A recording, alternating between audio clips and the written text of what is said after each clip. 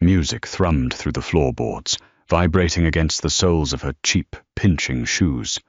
"Look at you," Caroline whispered, her breath hot and smelling faintly of expensive gin and lime.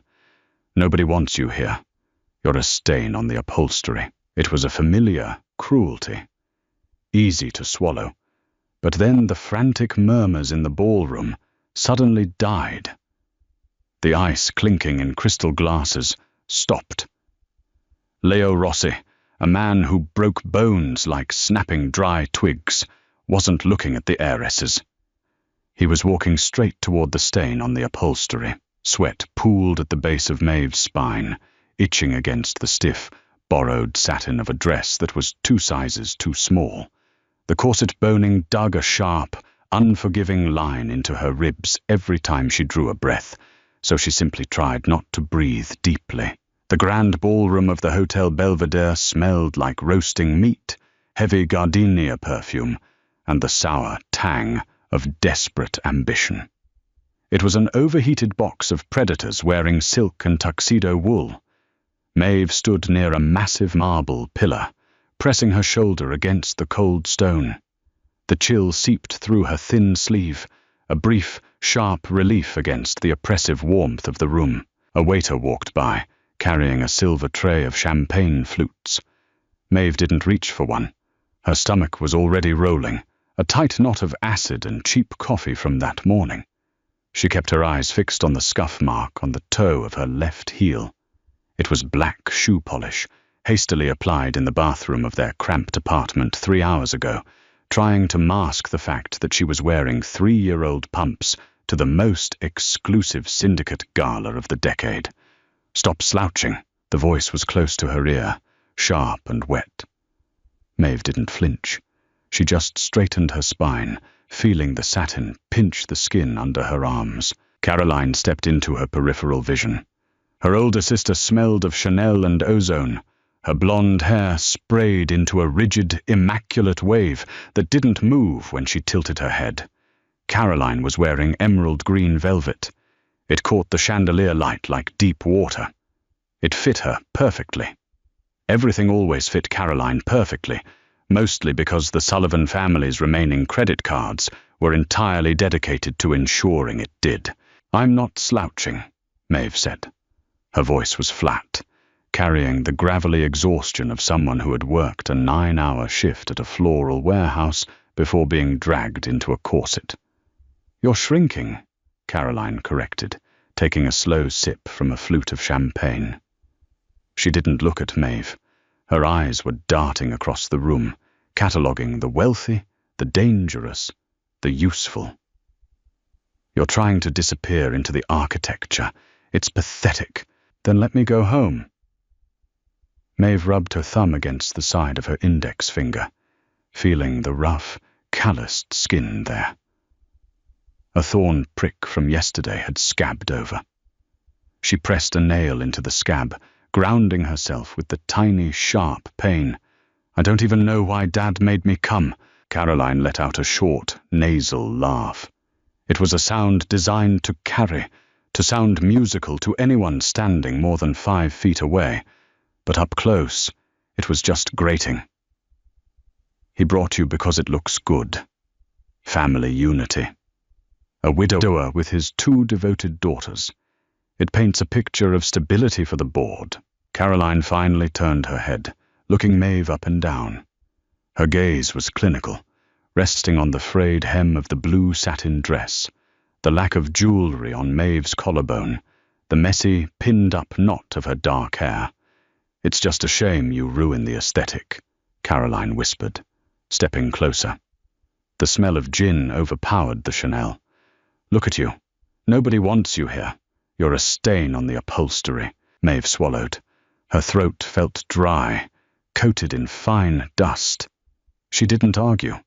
There was no point in arguing with gravity, and Caroline's cruelty was just a natural force in Maeve's life. It was a simple, brutal fact. The Sullivan family was drowning in debt, clinging to the bottom rung of the city's criminal elite by their fingernails. Caroline was the golden ticket, the beautiful daughter meant to marry up and save them. Maeve was the spare part, the warehouse manager, the girl who balanced the cooked books in a back office that smelled like bleach and old paper. "I'll just stay out of the way," Maeve muttered, turning her face back toward the pillar. "See that you do," Caroline said, already losing interest. She adjusted a diamond clip in her hair. "The Rossi family is supposed to send a representative tonight. If by some miracle one of them looks this way, I don't want your depressing face ruining the lighting." Caroline drifted away, seamlessly sliding into a group of laughing women, her face instantly breaking into a dazzling, hollow smile. Maeve let out a shaky breath, leaning her head back against the marble. The noise of the ballroom washed over her, a cacophony of fake laughter, the scrape of silver forks against china, the low, thumping bass of the string quartet playing a modern pop song disguised as a waltz. She felt a profound, heavy exhaustion settle in her bones. She just wanted to take off the shoes. She wanted to sit on her sagging mattress and eat cold takeout in the dark. She picked at the scab on her finger again. A tiny bead of dark red broke the surface. She watched it well up, fascinated by the stark color against her pale skin. Then, the air in the room changed. It wasn't a sudden silence. It was a slow suffocation of sound, like a heavy blanket had been thrown over a microphone. First, the laughter at the tables nearest the grand double doors sputtered and died. Then, the clinking of silverware stopped. The silence moved like a wave, rippling across the ballroom until even the string quartet faltered, the cellist dragging a discordant, screeching note across the strings before abruptly halting. Maeve looked up from her bleeding finger. The heavy oak doors at the top of the carpeted stairs were open, and the room was holding its collective breath. He didn't make an entrance. He simply arrived, and the room was forced to rearrange itself around his gravity. Leo Rossi walked down the carpeted stairs. He didn't strut. His gait was heavy, measured, the slow, rolling walk of a man whose joints ached, but who refused to show it. He was wearing a charcoal three-piece suit that lacked the shiny, ostentatious flair of the cartel boys and the stiff, uncomfortable tailoring of the old money bankers. It was matte, quiet, lethal. Maeve watched him from her corner, her breath hitching slightly, not from awe, but from a sudden, primal spike of adrenaline. The air conditioning kicked on, sending a draft across her bare shoulders, but she suddenly felt entirely too warm. Rossi was a broad man, his shoulders stretching the wool of his jacket. His hair was dark, cut short, entirely unremarkable, but his face looked like it had been carved out of something unyielding and then left out in the rain. He had a strong, slightly crooked nose, a shadow of dark stubble along his jawline, and a small, jagged silver scar cutting through his left eyebrow. He looked deeply, profoundly tired. He stopped at the bottom of the stairs. Two men flanked him, stepping back just enough to give him the perimeter he required. The silence in the room was absolute now. You could hear the faint, electrical hum of the chandeliers. Beside the ice sculpture of a swan, Maeve saw her father. The older man was pale, nervously dabbing a linen handkerchief against his sweating forehead. Across the room, Caroline had stiffened. Her spine was rigid, her chin tilted up, perfectly positioning her neck to catch the light. She looked like a mannequin waiting to be bought. Rossi scanned the room. His eyes were dark, flat, entirely uninterested. He wasn't looking at the glittering dresses. He wasn't looking at the faces contorted into desperate, ingratiating smiles. He looked at the exits. He looked at the sight lines. He looked at the shadows. Then his gaze swept across the marble pillar. He stopped. Maeve froze. Her heart gave a violent, painful thud against her ribs, knocking the breath out of her. He was looking at her. No, not looking. Staring. It wasn't a look of recognition or desire. It was the heavy, assessing stare of a man who had spotted something entirely out of place in his environment. A distance of 50 feet and hundreds of people separated them, but the weight of his attention felt physical, like a hand pressing flat against her chest.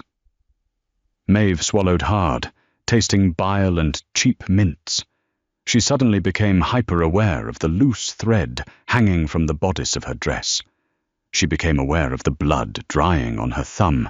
She wanted to look away. Every instinct screamed at her to drop her chin, to hide in the shadow of the pillar. But a stubborn, cynical anger flared in her gut. She was already the joke of the room.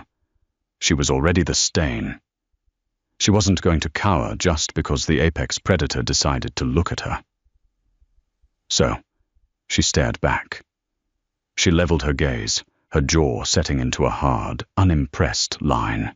Rossi's left eyebrow twitched. Just a fraction. A micro-expression that barely disturbed the hard lines of his face. Then he started walking. The crowd parted for him before he even had to ask. It was pathetic, really, how quickly the ruthless elite of the city scrambled over each other to clear a path. Men pulled their wives back by the elbows. Waiters pressed themselves flat against the walls, trays trembling in their hands. He was walking toward the right side of the room. Toward the pillar. Toward Caroline. Maeve let out a slow, shaky breath, releasing the tension in her shoulders. Of course. She was standing 10 feet behind her sister. The geography of the situation had confused her. Rossi wasn't looking at the girl in the ill-fitting blue dress. He was looking at the emerald-clad siren standing in her line of sight. Caroline realized it too. Maeve watched her sister's back stiffen even further. Caroline adjusted her posture, offering a slight, demure angle of her hip. She practically vibrated with victory. Rossi's heavy footsteps ate up the distance. The squeak of his leather shoes on the polished marble floor echoed in the quiet room. Squeak. Thud. Squeak. Thud. He smelled like rain. That was the first thing Maeve noticed as he got closer. Not cologne. Just the stark, metallic scent of ozone, wet asphalt, and very faint, expensive tobacco. It cut through the sickening sweetness of the perfume in the room like a cold knife. He reached Caroline. Caroline parted her glossy lips, her voice dropping an octave into a practiced sultry purr. Mr. Rossi. It is an absolute hoe. He didn't stop. He didn't even break his stride. He walked straight past Caroline, so close that the draft of his movement made the loose strands of her blonde hair flutter. Caroline's mouth hung open, her welcoming smile freezing into a mask of pure, unadulterated shock. She looked like she had just been slapped. Rossi kept walking. 2 more heavy, deliberate steps. He stopped in front of the marble pillar. He stopped in front of Maeve. The sudden proximity of him was suffocating. Up close, Rossi was massive. He blocked out the light from the chandeliers, casting Maeve in his shadow.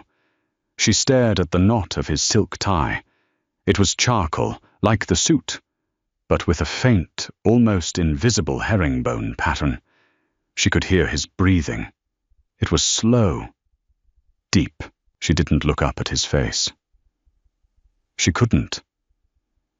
If she looked at his eyes, she felt like the thin, fragile veneer of her composure would crack, and she would embarrass herself by either throwing up or bolting for the service doors. The silence in the ballroom had shifted from anticipatory to completely horrified. A dropped fork at a distant table clattered against a plate, sounding like a gunshot. "You're bleeding." His voice wasn't a smooth, cinematic baritone. It was a rasp, low, slightly gravelly, the sound of stone grinding against stone. It vibrated in the air between them. Maeve blinked, her brain struggling to process the words. She slowly raised her eyes, tracing the line of his jaw, the rough stubble, up to his mouth. He wasn't smiling. "What?" she managed to say. Her voice cracked on the single syllable. She hated herself for it instantly. Rossi didn't repeat himself. He slowly lifted his right hand. His fingers were thick, the knuckles scarred and uneven. He reached out, not toward her face, but toward her hands, which were clutched defensively at her waist. He took her right hand. His grip wasn't tight, but it was immovable. His skin was warm, dry, and rough as sandpaper. He lifted her hand, turning her palm upward to expose her thumb. The bead of blood from the picked scab had smeared, a tiny streak of crimson against her pale skin. He looked at it for a long second. Then he reached into the breast pocket of his suit jacket with his free hand.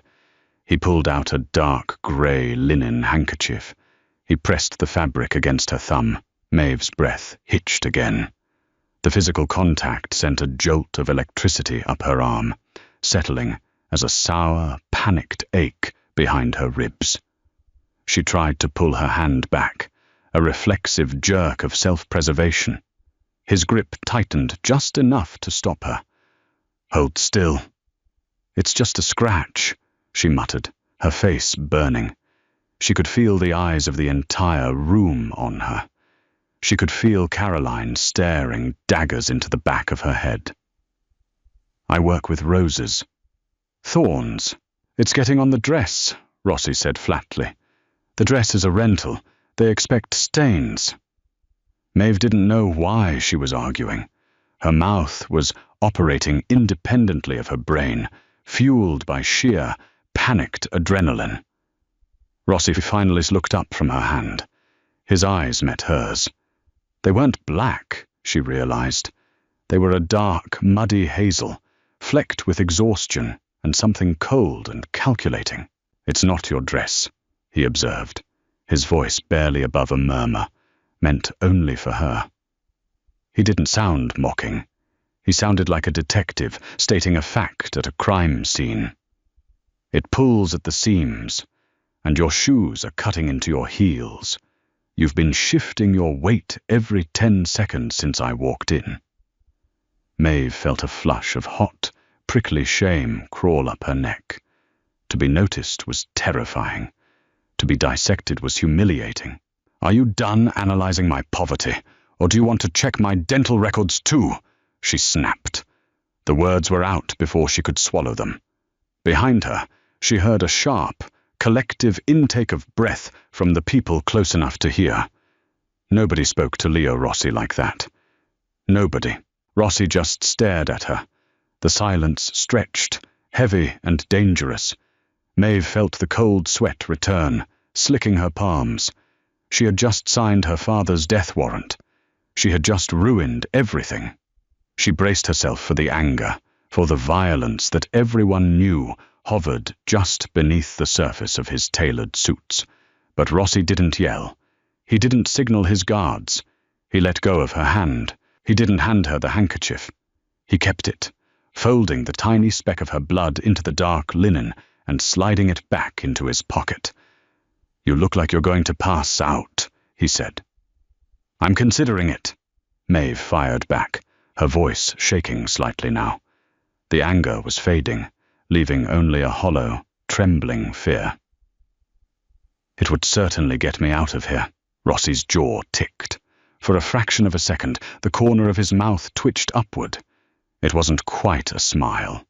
It was the ghost of a smirk, instantly suppressed. "Let's go," he said. Maeve stared at him. "Go where?" "Out." He didn't offer his arm. He didn't make a grand, sweeping gesture. He simply turned his body slightly toward the double doors he had just walked through.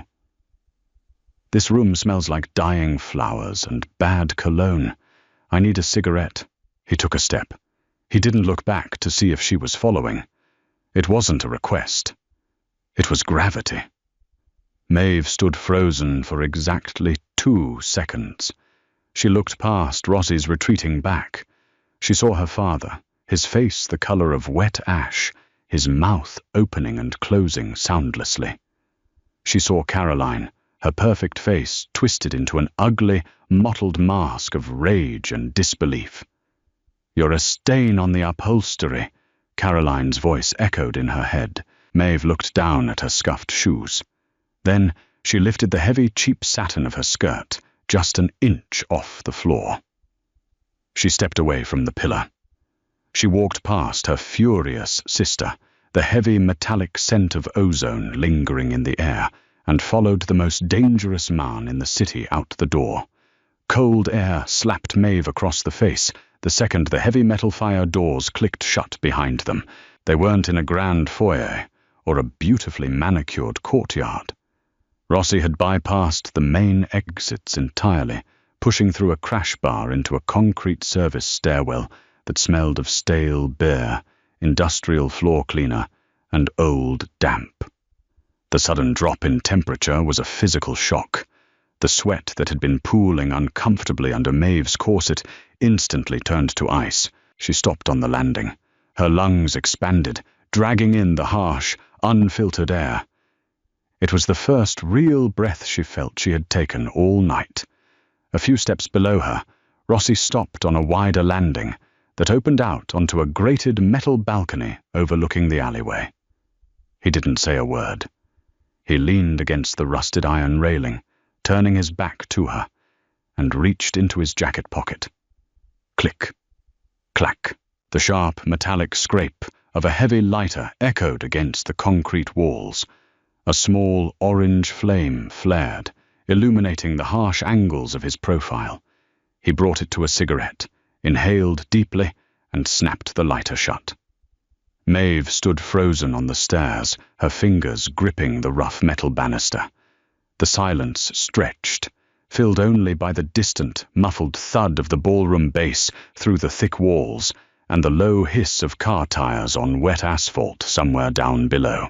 She waited for the catch. Men like Leo Rossi didn't rescue girls like her from embarrassing social situations out of the goodness of their hearts. They didn't have goodness. They had ledgers. They had debts and leverages and brutal, calculated interests. By walking out of that room with him, Maeve knew she had just shifted herself from a background prop to an active piece on a very dangerous board. "You can take the shoes off." His voice floated up to her, rough and quiet, carried on a cloud of grey smoke. He still wasn't looking at her. He was staring down into the dark, trash-strewn alley. Maeve blinked. "What?" "The shoes," Rossi repeated, taking another slow drag. "You're leaning all your weight onto your right hip to keep the pressure off your left heel. It looks painful. Take them off." A stubborn flush crept up Maeve's throat. "I'm fine." Rossi finally turned his head. The dim, sickly yellow glow of a street lamp from the alley caught the silver scar through his eyebrow. "Suit yourself, but there's no one out here to impress, and I don't care if you're barefoot. Your pride is just ruining your posture." It was the utter lack of mockery in his tone that broke her. He wasn't teasing her. He was simply diagnosing a mechanical problem and offering the logical solution. Maeve looked down at her feet. The pinched patent leather pumps were a localized torture chamber. Slowly, feeling utterly ridiculous, she reached down and popped the left shoe off. The relief was so immediate and profound, she almost groaned. She took the right one off next. She stood in her cheap, sheer pantyhose on the freezing concrete landing. It was freezing, but it was real. She walked down the remaining 3 steps to the balcony, holding the offending shoes by their straps in one hand. She stopped a few feet away from him, keeping a safe distance. The smell of his cigarette was harsh and sharp, cutting right through the lingering scent of Caroline's gardenia perfume that seemed permanently stuck in Maeve's sinuses. "Why did you do that?" Maeve asked. Her voice sounded thin in the open air, lacking the bravado she had managed inside the ballroom. "Do what?" "Walk right past my sister." Maeve gripped the railing, the rust flaking off against her palms. "She was practically gift-wrapped for you. My father spent 3 months organizing this so she could stand exactly in your sight line. Rossi flicked an ash over the edge of the railing. I know. Then why humiliate them? I didn't humiliate them, Rossi said smoothly, turning to face her fully. His massive frame blocked out the alleyway light. They humiliated themselves. Your father is a desperate man, Maeve. Desperate men are loud. They reek of it. Hearing her name on his lips sent a strange, uncomfortable shiver down her spine. It sounded heavy. He owes the syndicate $400,000, Rossi continued, his tone conversational, as if he were discussing the weather. He's been cooking the books at his import business for 2 years to hide it. Did you think a pretty girl in a green dress was going to make me forget basic accounting? Maeve's stomach plummeted. She knew the business was failing. She managed the floral warehouse side of things, watching the margins shrink month after month. But she hadn't known the scale of the debt. 400,000. It was a death sentence. So what? Maeve snapped, her fear rapidly converting back into defensive anger. You just decided to use me to twist the knife, to show him that you wouldn't take his bribe, but you'd take his garbage instead. Rossi's eyes narrowed. The faint amber glow from the cigarette cherry illuminated the sudden, sharp tightening of his jaw. He dropped the half-smoked cigarette onto the concrete and crushed it slowly beneath the toe of his leather shoe. He took a step toward her. Maeve held her ground, forcing herself not to step back, even as her heart hammered violently against her ribs. Don't call yourself garbage, he said. His voice was lower now, scraping against the bottom of his register. It's what they think, she shot back, her chin tilting up. It's what the whole room thought. You walking out with me was a punchline. I don't make jokes, Rossi said. He was close enough now that she could feel the heat radiating off his suit. I walked out with you because you were the only person in that room who wasn't trying to sell me something. You were standing there, bleeding into a rented dress, looking like you wanted to burn the building down. He reached out, his hand hovering for a second, before his thumb brushed lightly against her bare shoulder. The contrast of his rough, warm skin against the freezing cold of her flesh was a violent sensory spike. I liked the view, he murmured. Before Maeve could process the shock of the contact or the heavy implication of his words, a heavy steel door at the bottom of the alley screeched open. Boss, a man in a dark overcoat, stepped out into the rain that had just begun to fall. He didn't look up, merely standing by the open rear door of a massive matte black sedan that had silently pulled into the alley. Rossi dropped his hand. The spell, or whatever strange, terrifying vacuum they had just been standing in, shattered. Your feet are freezing, Rossi said, slipping back into his cold, pragmatic baseline. Get in the car. Rain started spitting from the low, bruised clouds before they reached the curb. Heavy, fat drops that smacked against the concrete. Maeve scrambled into the back seat of the sedan, clutching her shoes to her chest, acutely aware of how absurd she looked. Rossi slid in beside her. The heavy door closed with a muted, solid thud that instantly severed them from the outside world. The interior of the car was a sensory deprivation chamber. There was no engine noise, no sound of the rain hitting the roof, no distant sirens. It smelled of rich, dark leather and the faint trace of peppermint. The seats were expansive, swallowing Maeve's slight frame. The driver, a wide-shouldered man with a neck thicker than Maeve's thigh, didn't look in the rearview mirror. He just shifted the car into gear, and it glided forward with terrifying smoothness. Where are we going? Maeve asked, her voice sounding too loud in the deadened acoustics of the cabin. I'm taking you home. Rossi reached over to the center console and adjusted a dial. A moment later, a wave of warm air blew directly onto Maeve's freezing, nylon-covered feet. She curled her toes, fighting the urge to let out a sigh of relief. My dad! We'll stay at the gala until it ends, pretending everything is fine," Rossi interrupted.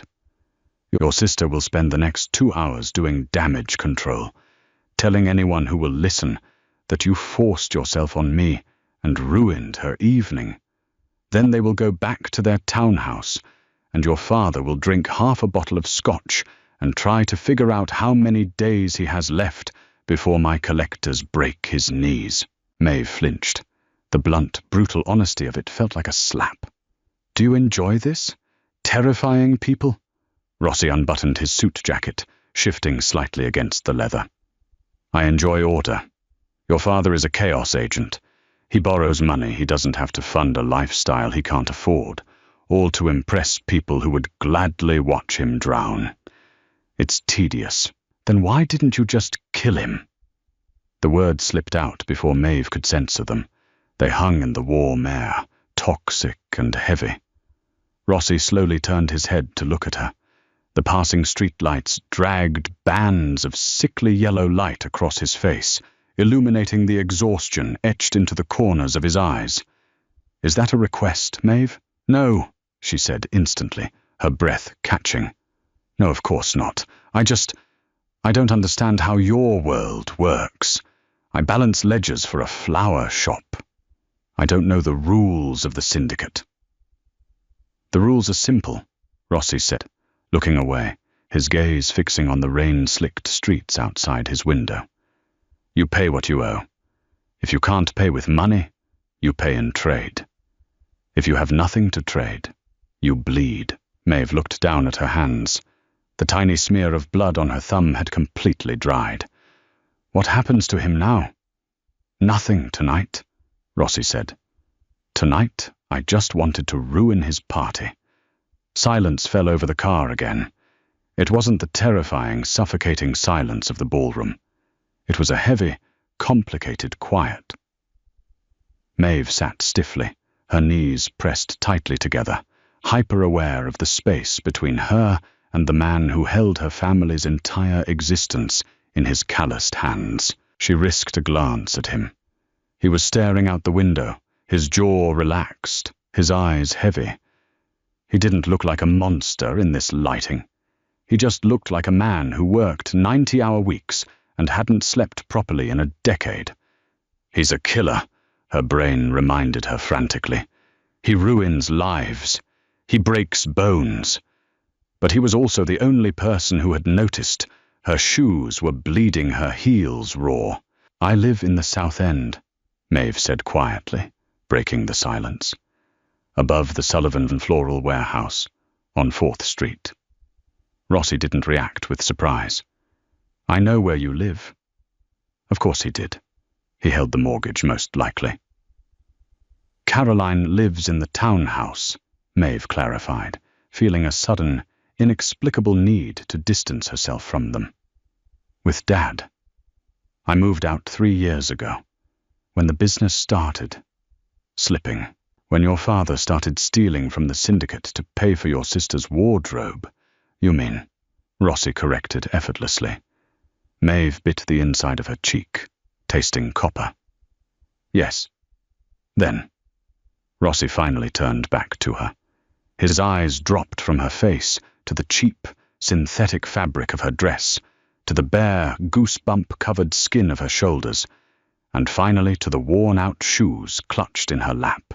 "You manage the warehouse," he stated. It wasn't a question. "You handle the inventory, the localized deliveries, the civilian bookkeeping."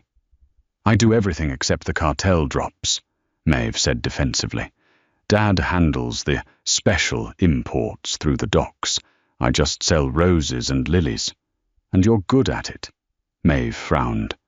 "I keep it running. It's not glamorous." "Glamour is a liability," Rossi said, his voice dropping into that gravelly, quiet register again. "Competence is rare. You kept a failing business afloat for 3 years with 0 capital, while your father actively sabotaged it." He leaned slightly closer. The smell of rain and tobacco wrapped around her.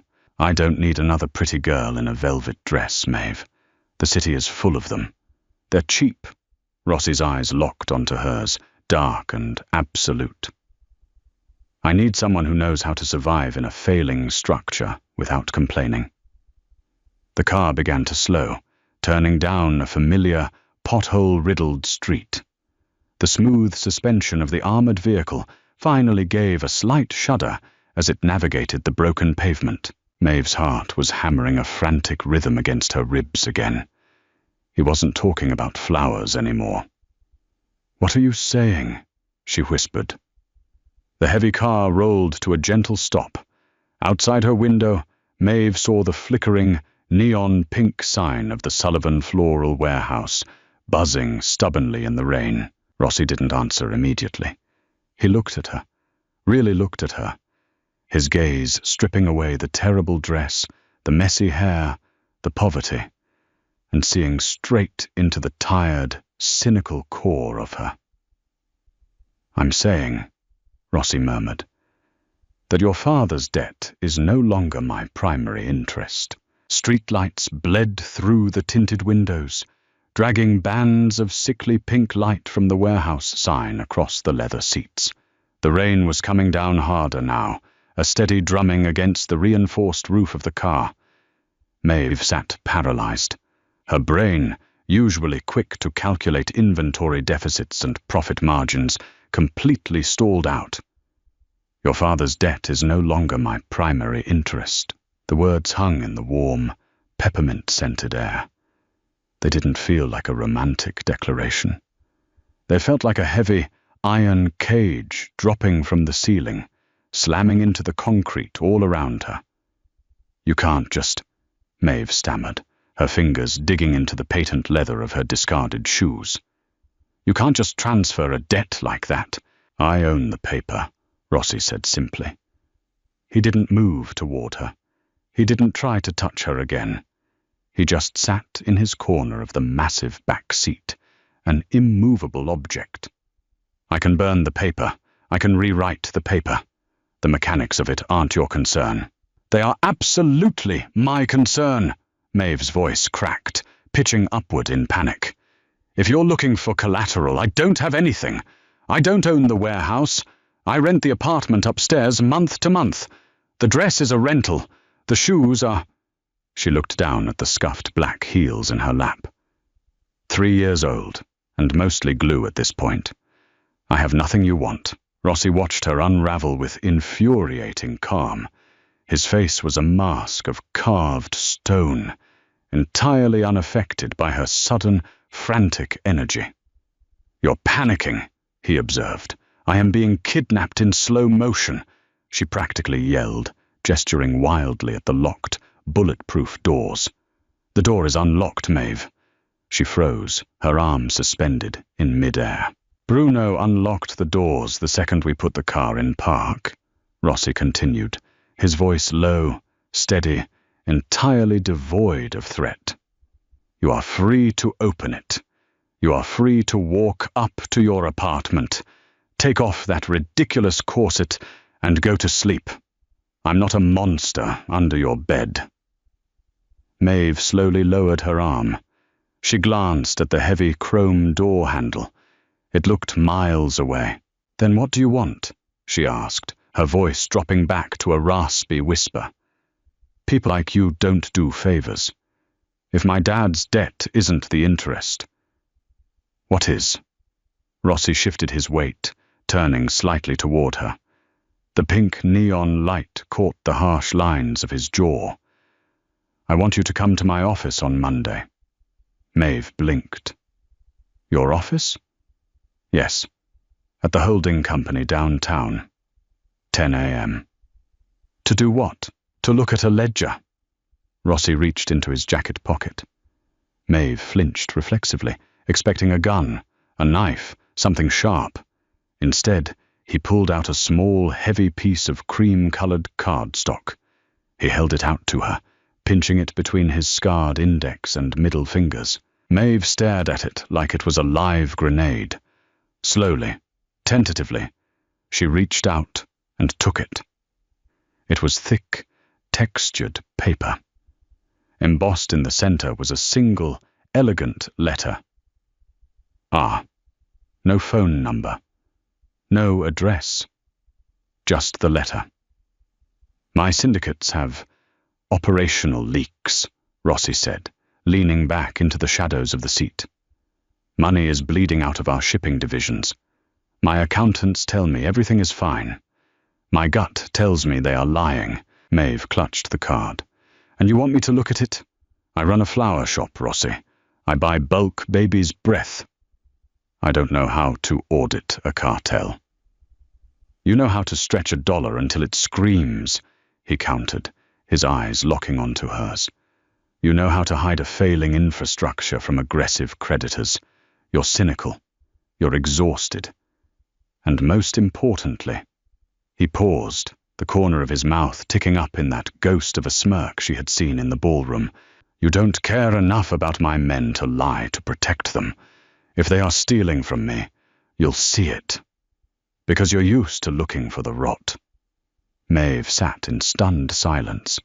The absolute absurdity of the situation washed over her. 2 hours ago, she was a piece of invisible trash hiding behind a pillar. Now, the most lethal man in the city was trying to headhunt her for a forensic accounting job in a criminal empire. And if I say no, she asked, her voice barely audible over the rain. If I don't show up on Monday? Rossi didn't blink. The warmth in his eyes, the slight amusement, vanished instantly, replaced by a cold, flat emptiness that made Maeve's stomach cramp. Then your father owes me $400,000 by Wednesday, Rossi said softly. And Bruno will be the one knocking on the townhouse door to collect. It wasn't a shout, it wasn't a snarl. It was a simple, factual statement of cause and effect. Maeve swallowed hard. The metallic taste of adrenaline coated her tongue. It was a trap. It was a brilliant, perfectly executed trap. He wasn't taking her hostage with a gun. He was taking her hostage with a job offer and a guillotine suspended over her family's neck. She looked at the card in her hand. The embossed R felt rough against her thumb. She didn't owe her father anything. He had ruined their lives. He had fed her to Caroline's vanity for years. But the thought of Bruno walking into that townhouse, the thought of the blood, the screaming, she hated herself for her own weakness. 10 a.m., Maeve whispered, refusing to look up from the card. Don't be late, Rossi said. And Maeve? She finally lifted her eyes. Burn the dress, he said quietly. It doesn't belong on you. Maeve didn't answer. She reached out, gripped the heavy chrome handle, and pulled. The door clicked open, and the cold, damp smell of wet garbage and wet concrete flooded the pristine cabin. She stepped out into the pouring rain, her stockinged feet hitting the icy, broken pavement. She slammed the heavy door shut behind her. She didn't look back as the massive black sedan pulled away, its taillights bleeding into the darkness of the wet street. She just stood there under the flickering neon hum of the Sullivan floral sign, shivering in the freezing rain, clutching the heavy cardstock in her fist like a lifeline, or an anchor. Monday morning tasted like burnt espresso and bile. Rain slashed against the tinted glass of the revolving doors at Rossi Holdings. Maeve stood on the sidewalk, clutching a threadbare trench coat around her shoulders, shivering. She stared up at the sheer, imposing cliff face of the skyscraper. Glass towers like this didn't belong to men who broke kneecaps for a living. They belonged to hedge fund managers and corporate vultures. But standing here, inhaling the sharp, metallic scent of wet pavement, she realized there was very little difference between the two. She pushed through the heavy doors. Air conditioning hit her instantly, smelling of expensive air purifiers and cold lemon pledge. Her scuffed practical loafers squeaked softly against the pristine white marble floor of the lobby. Security guards in tailored suits, men who looked less like rent-a-cops and more like linebackers, watched her approach with flat, dead eyes. "Can I help you?" a receptionist asked. Her voice was polished, dripping with condescension, as her gaze flicked over Maeve's thrifted blazer and wet, frizzy hair. Maeve didn't speak.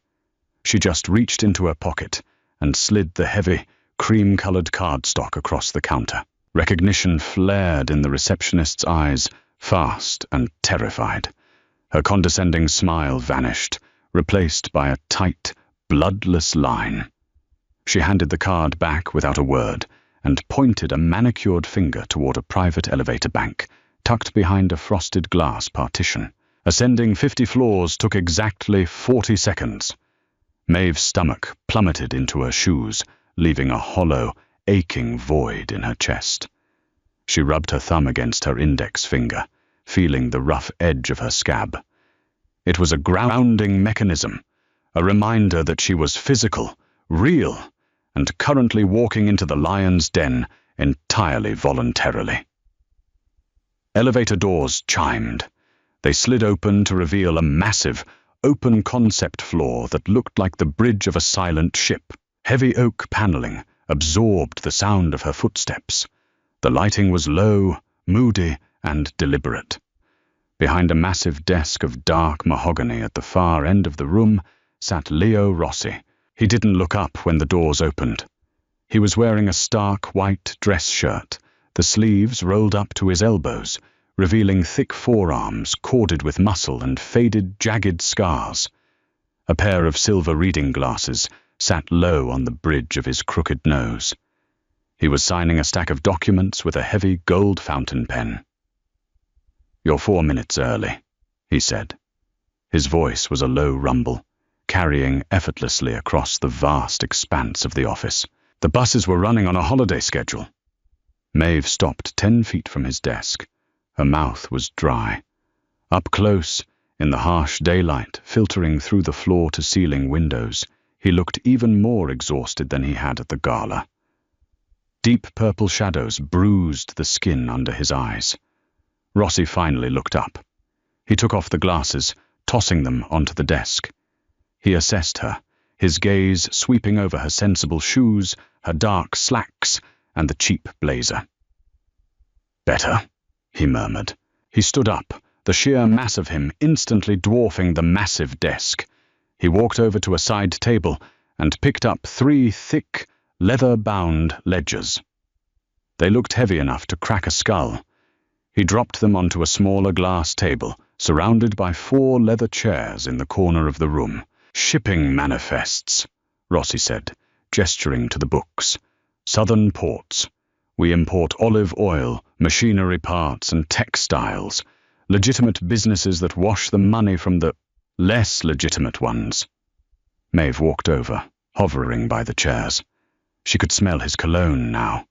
The same ozone and tobacco scent from the alley, but mixed with the sharp, clean smell of heavily starched cotton. "And the leak?" she asked, keeping her voice strictly professional.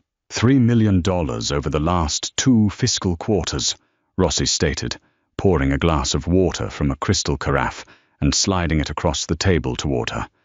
"My accountants tell me it's inflation, spoilage, increased tariffs." "You don't believe them?" "I believe in math," Rossi countered, leaning against the glass table, crossing his arms over his broad chest. "Math doesn't have an ego. Math doesn't skim off the top to pay for a mistress in South Beach. If the numbers are bleeding, someone cut the vein." Maeve looked down at the dark leather of the top ledger. The gold-embossed dates stared back at her. This was cartel money, blood money. If she found the leak, she wouldn't be securing a bonus for a corporate team. She would be signing a death warrant. Her fingers trembled slightly as she reached out and traced the spine of the book. "Are you afraid, Maeve?" His question was quiet. It lacked judgment. "Yes," she answered honestly. Lying to a man who could read heart rates from across a room seemed entirely pointless. "If I find the missing money, what happens to the person who took it?" "That is none of your concern." "It becomes my concern the second I draw a red circle around their name." Maeve finally looked up, meeting his muddy hazel eyes. She expected to see anger. She saw only a heavy, crushing gravity. "Your concern," Rossi said, pushing off the table and stepping into her personal space, is the $400,000 your father owes me. Your concern is the fact that you are currently standing in my office, doing a job that keeps his kneecaps intact. Do not confuse yourself with a judge, Maeve. You are an auditor. He reached out, his rough, calloused fingers brushing against the sleeve of her blazer. Sit down. Drink the water. Find my money. He walked away, returning to his massive desk. He didn't look back. Maeve let out a breath she hadn't realized she was holding. She pulled out the leather chair, sat down, and opened the first book. The smell of old paper and ink washed over her. It was a familiar smell. A safe smell. She picked up a mechanical pencil, and she started to dig. Hours dissolved into a blur of numbers, columns, and fading sunlight. Silence in the massive office was absolute, broken only by the rhythmic scratch of Maeve's pencil, the turning of heavy parchment pages, and the occasional, muffled chime of Rossi's secure phone. He never took calls on speaker. He spoke in low, clipped Italian, his tone never rising above a dangerous murmur. Maeve didn't take a break.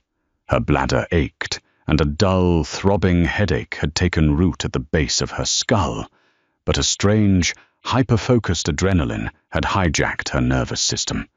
The books were perfect. That was the first problem. Legitimate warehouse ledgers were never perfect. They were messy. Inventory got dropped. Forklifts ran over crates. Rats ate grain. A perfectly balanced ledger in a physical import business was the mathematical equivalent of a crime scene wiped clean with bleach. It was too clean. Rain lashed violently against the glass behind her. The sky over the city had turned the color of a bruised plum. Eat. A white porcelain plate slid onto the glass table, covering her notes.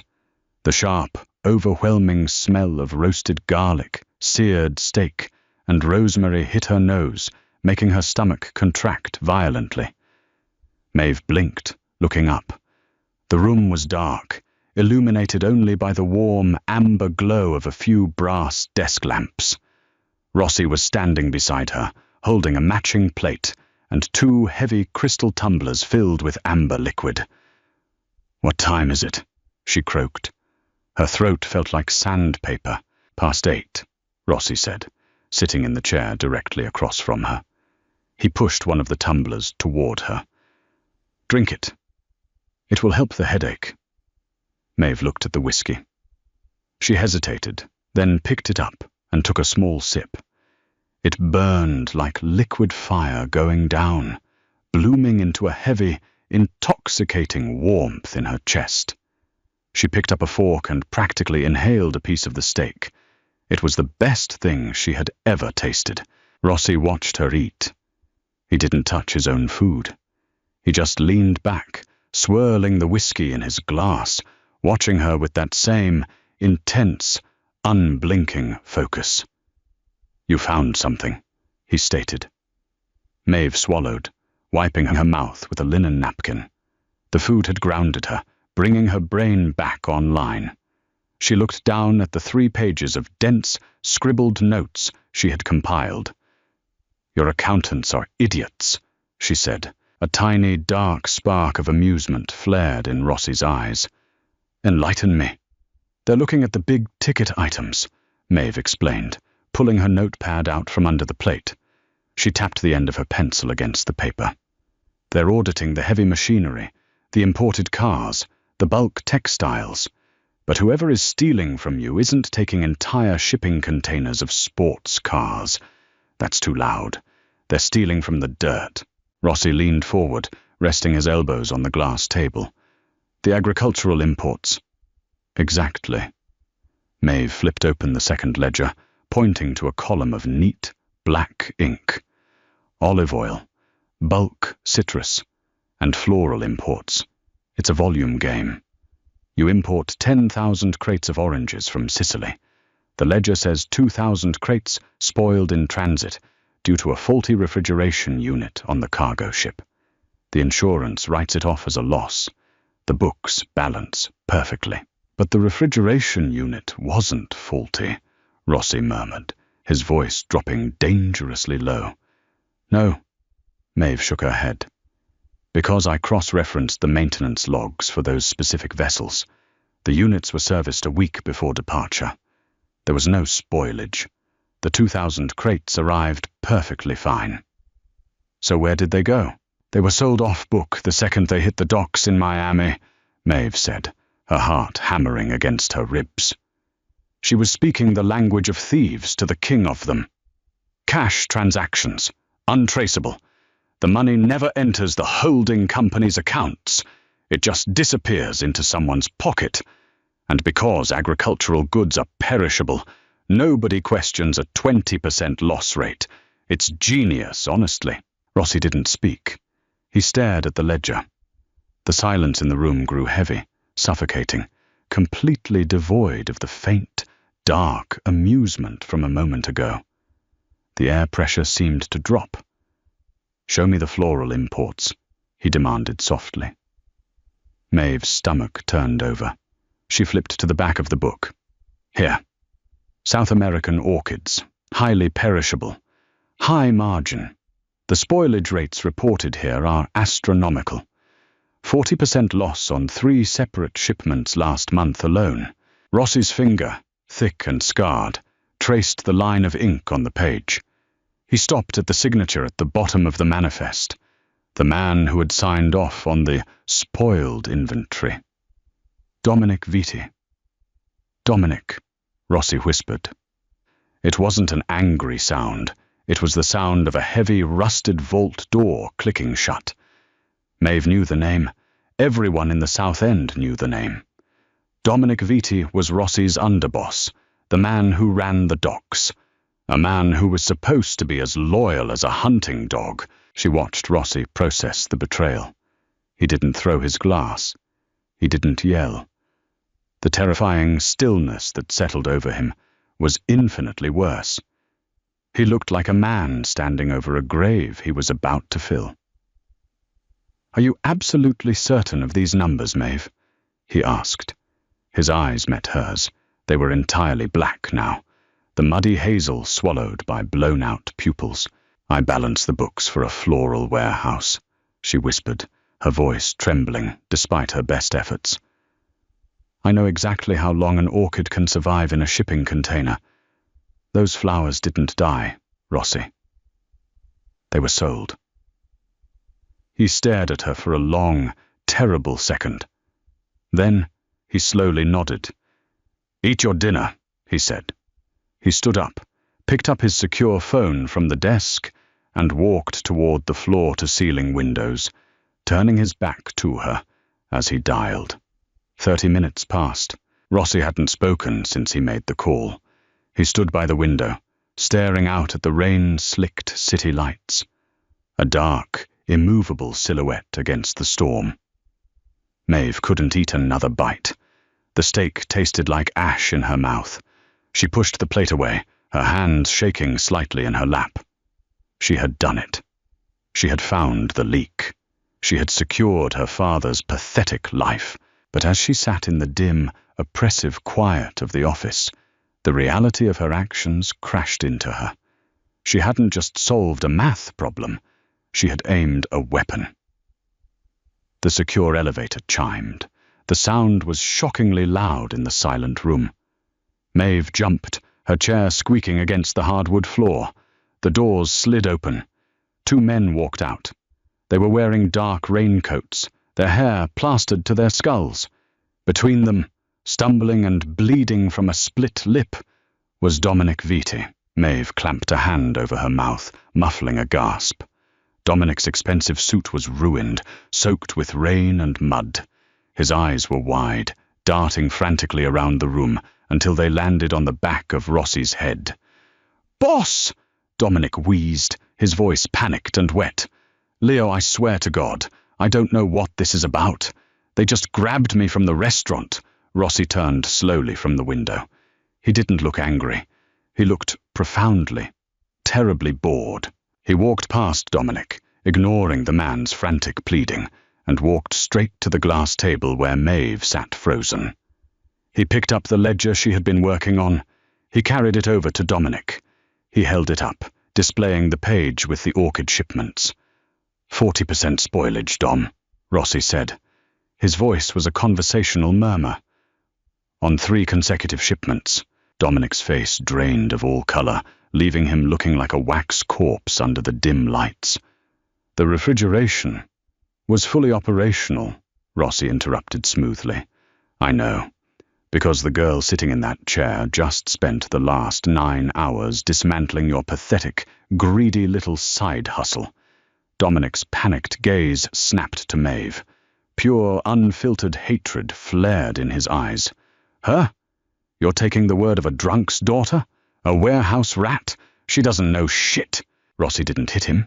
He just looked at the 2 men holding Dominic. One of the men reached into his coat. No! Maeve screamed, scrambling out of her chair. The heavy leather seat tipped backward, crashing onto the floor. Rossi, don't! You don't have to do this here! Rossi held up a single hand. The man in the coat froze. Dominic was shaking violently now, sobbing, his knees giving out so that he hung, suspended by the grips of the 2 guards. Rossi turned to look at Maeve. She was panting, her chest heaving, tears of sheer terror pricking the corners of her eyes. You found the rot, Maeve, Rossi said, his voice terrifyingly gentle. You don't cure rot by ignoring it. You cut it out.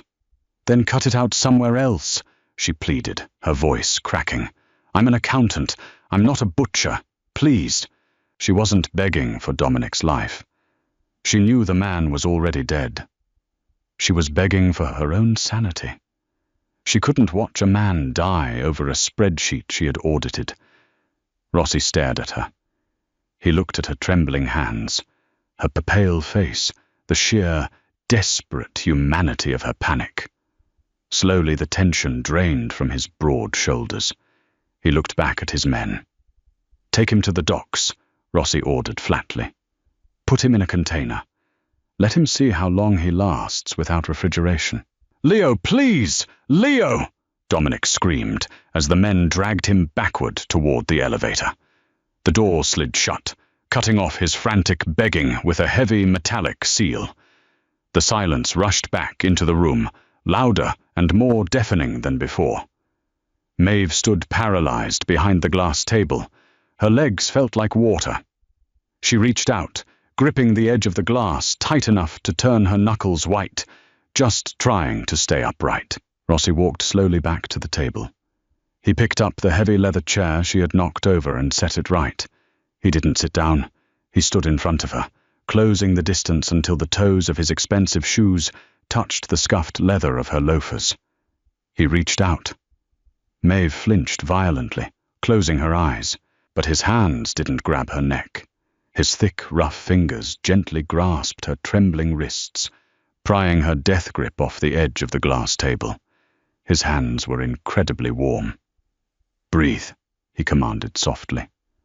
She opened her eyes. He was standing inches away, his massive frame completely blocking out the storm outside. You just killed him, she whispered, a tear finally spilling over and tracking hotly down her cold cheek.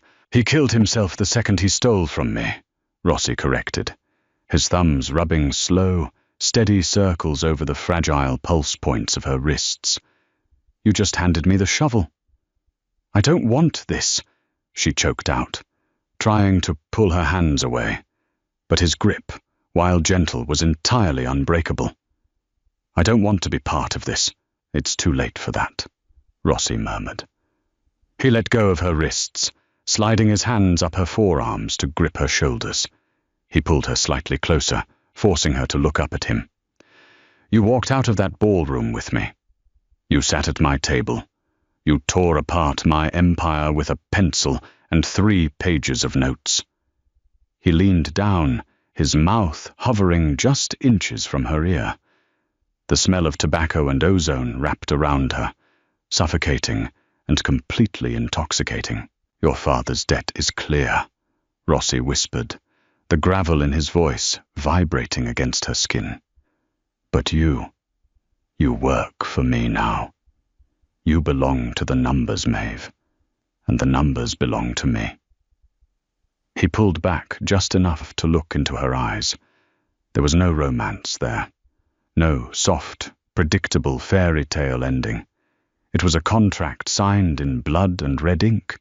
It was terrifying. It was dark, and as Maeve looked up at the monster who had finally seen her worth, she realized, with a sickening, cynical thrill, she had absolutely no intention of running away. That's how a debt gets paid in the shadows. Maeve just crossed a line she can never uncross, and Rossi isn't letting his new favorite weapon out of his sight. If you loved the dark, gritty tension of this cold-blooded romance, do not leave without hitting that like button and subscribing to the channel. Share this video with anyone who craves mafia stories where the heroine fights with her brain, not just her beauty. Want to see what happens on Maeve's second day at the office? Drop a comment below and let us know. See you in the dark.